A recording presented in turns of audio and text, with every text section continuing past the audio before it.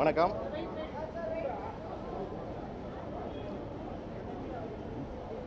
வணக்கம். அன்பழகன், தலைவர், அனைத்து ஆம்னி பேருந்து உரிமையாளர் சங்கம்.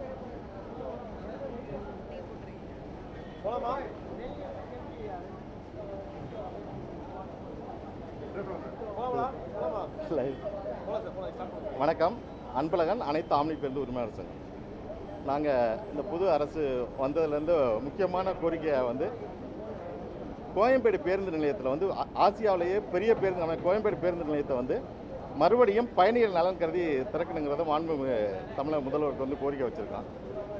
இந்த மீன் சமயத்தில் கிளாம்பாக்கம் பேருந்து நிலையத்தில் ஆம்னி பேருந்துகளுக்கான நுழைவு கட்டணம் வந்து 150 ரூபாலேருந்து 500 ரூபா உயர்த்துவதாக வந்து சொல்கிறாங்க. ஏன்னா அந்த பிவிசி நிறுவனத்தோட ஆல்ரெடி அக்ரிமெண்ட் போட்டிருக்காங்க, உயர்த்துன்னு சொல்கிறாங்க. அதுவும் உயர்த்தக்கூடாது. ஏன்னா 150 ரூபா இருக்குது. இப்போ அரசு ஒரு கட்டண உயர்வு பண்ணாங்கன்னா 150 ரூபாங்கிறது ஒரு 170 ரூபா பண்ணோம், 200 ரூபா பண்ணோம், அதை உயர்த்த கொடுக்குறாங்கிற ஒரு கோரிக்கையை வச்சுருக்கோம்.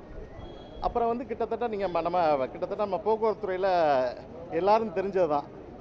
அதில் வந்து எல்லாம் ஆன்லைன் ஆக்கணும். அதில் உள்ள நம்ம காலதாமதம், இந்த ஏஜென்சி இடைத்தரகர்கள் வந்து தவிர்க்கிறதுக்காக அதை வந்து எல்லாம் ஆன்லைன் பண்ணணும்னு சொல்லியிருக்காங்க. நீங்கள் எக்ஸாம்பிள் எடுத்தோம்னா நீங்கள் இப்போ பார்த்துருப்பீங்க, இன்றைக்கி உள்ள பெரிய பிரச்சனை என்னன்னா, இப்போ இந்த special number fancy number issue நீங்கள் பார்த்துருப்பீங்க. ஃபேன்சி நம்பர் இஷ்யூ வந்து இப்போ நம்ம எல்லா ஸ்டேட்லேயும் வந்து ஆன்லைனில் பண்ணிக்கிட்டு இருக்காங்க. நம்ம தமிழகத்தில் வந்து அது மேனுவலாக இருக்கிறதுனால இன்றைக்கி வந்து போக்குவரத்துறை அமைச்சர் மாண்புமிகு அண்ணன் அவர்கள் வந்து இப்போ வந்து அந்த ஃபேன்சி நம்பரை வந்து கிட்டத்தட்ட இதுக்கு முன்னாடி வந்து இப்போ பல காலமாக வந்து ஒரு ஃபேன்சி நம்பர் வாங்கணும்னா ஒரு டீலர் மூலியமாகவோ ஒரு ஏஜென்ட் மூலியமாகவோ இல்லை வேறு அதிகாரி மூலமாகவோ இது வந்து கிட்டத்தட்ட ஒரு 7,000 ரூபாலேருந்து 15,000 வரை செலவாகும். இப்போ வந்து அந்த ஃபேன்சி நம்பருக்கு வந்து ஒரு பைசா செலவு இல்லாமல் இன்றைக்கி பண்ணி கொடுக்குறாங்க. அதை வந்து நாங்கள் வரவேற்கிறோம். ஏன்னா கிட்டத்தட்ட இப்போ ஒரு நாளைக்கு கிட்டத்தட்ட ஒரு 100க்கு மேற்பட்ட ஃபேன்சி நம்பர் வந்து தமிழகம் முழுவதும் உள்ள வாகன உரிமையாளர்கள் விண்ணப்பிக்கிறாங்க. அது வந்து இப்போ கிடைக்கிது ஃப்ரீயாக, வந்து எந்த செலவு இல்லாமல், எந்த இடைத்தரகர்கள் இல்லாமல். மாண்புமிகு அமைச்சர் அவர்களே அந்த அப்ளிகேஷனை வாங்கி ஃபஸ்ட்டு கொஞ்சம் காலதாமதம் ஆச்சு, அது மறுக்கிறதுக்கு ஒன்றும் இல்லை. ஃபஸ்ட் ஏன்னா அந்த அமைச்சர் பதவி வைக்கிறார், அதுக்கு முன்னாடி நிறைய காலதாமதம் ஆச்சு. இப்போ நேற்று கொடுத்த அப்ளிகேஷன்லாம் இன்றைக்கே கொடுத்துட்டாங்க, அதை வரவேற்கிறான்.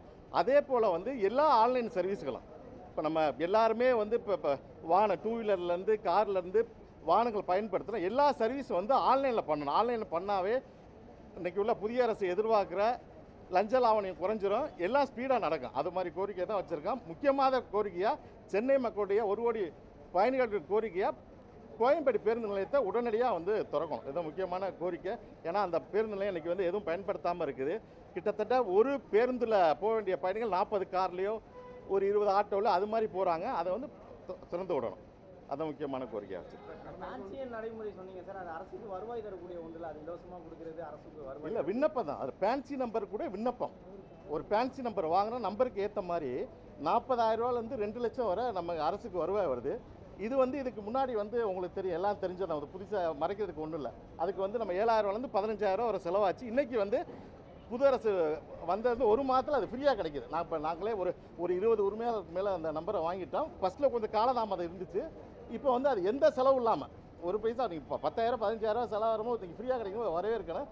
அதே மாதிரி எல்லா சேவைகளும் நாங்கள் வந்து இந்த அரசுக்கிட்ட எதிர்பார்க்குறோம்.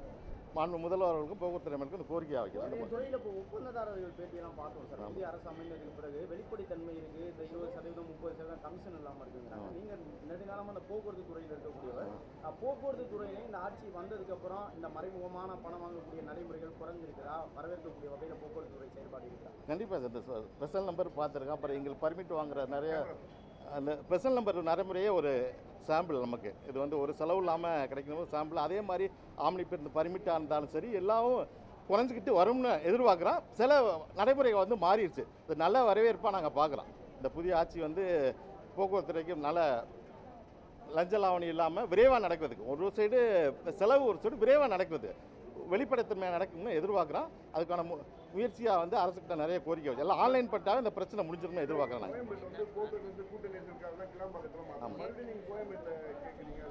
இல்லை சார், இப்போ கோயம்பேடுலேருந்து நீங்கள் ஒரு பயணியை வந்து பஸ் ஏறுனா இப்போ வந்து கோயம்பேட்டில் ஏறுவார். இல்லைன்னா அவர் எப்படி சார் கிளாம்பாக்கம் போவார்? ஆம்னி பேருந்து பயணிகள் ஒரு 40 பேர் எப்படி போவாங்க? 40 காரில் போவாங்க. போகும்போது நம்ம கூட்ட நெரிசலாம் அதிகரிக்கும். நம்ம பஸ் ஸ்டாண்டு ஓப்பன் பண்ண நோக்கமே ஒன்று வந்து போக்குவரத்து இடர்பாடை குறைக்கணும், இன்னும் சுற்றுச்சூழல் மாசு வந்து குறைக்கணும் பஸ் ஸ்டாண்டை ஓப்பன் பண்ணாங்க. ஆனால் அது வந்து எதிர்மாறாயிடுச்சு.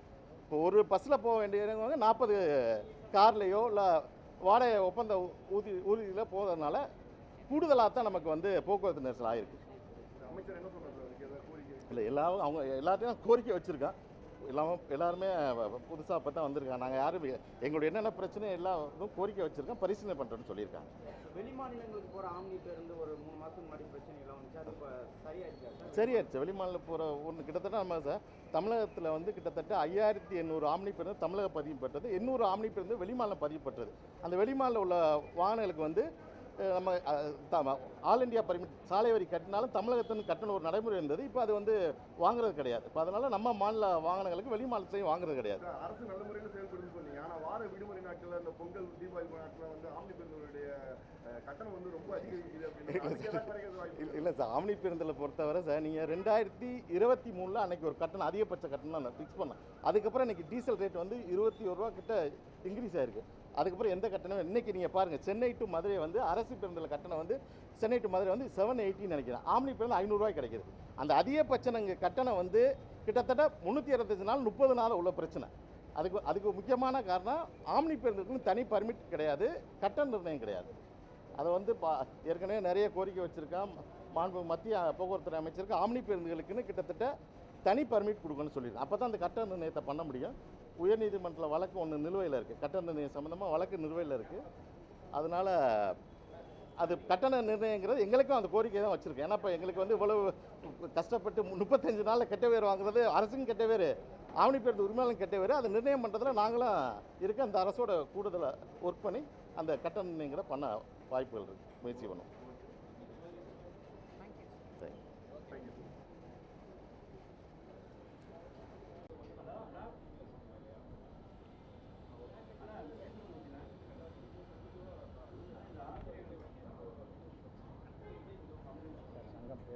சொல்லு முதல்ல சொல்லுவோம். Right sir, right.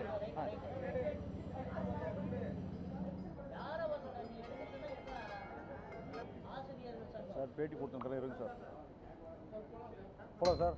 Sir, Tamil Nadu மேல்நிலைப்பள்ளி தொழிற்கல்வி ஆசிரியர் முன்னேற்ற சங்கத்தின் மாநில தலைவர் சி ரவிவர்மன், பொதுச் செயலாளர் இதய செல்வன், துணைத் தலைவர் ரமேஷ், துணைத் தலைவர் பழனிவேலு கடந்த 2 ஆண்டுகளாக தொழிற்கல்வி ஆசிரியர்கள் வந்து 5400 கிரேட் பே ரெகுலராக வாங்கின்னு இருக்கிறோம். 2006 வாங்கின்னு இருக்கிறோம். கடந்த 2 ஆண்டாக என்ன பண்ணாங்க, 5400 வந்து 4800 குறைச்சி ஓய்வூதியம் ஃபிக்ஸ் பண்ணாங்க. சென்ற ஆட்சியில் பல முறை நாங்கள் முறையிட்டும் அதை கவனிக்கப்படலை. கடந்த 19ஆம் தேதி கல்வி அமைச்சர் அவர்களையும் கல்வித்துறை செயலாளர் அவர்களையும் சந்தித்து கொடுத்த மனுவின் அடிப்படையில் நேற்று அந்த 5400 தெளிவுரை ஆணை ஏஜி ஆஃபீஸுக்கு வழங்கப்பட்டிருக்கிறது. அதற்காக மாநில கணக்காயருக்கு அனுப்பிச்சிட்டாங்க. அதற்காக நம்முடைய தமிழக முதல்வர் அவர்களுக்கும் பள்ளிக்கல்வித்துறை அமைச்சர், பள்ளிக்கல்வித்துறை செயலாளர், நிதித்துறை செயலாளர் ஆகியோருக்கு எங்களுடைய தொழிற்கல்வி ஆசிரியர் முன்னேற்ற சங்கத்தின் சார்பில் நன்றினை தெரிவித்துக் கொள்கிறோம்.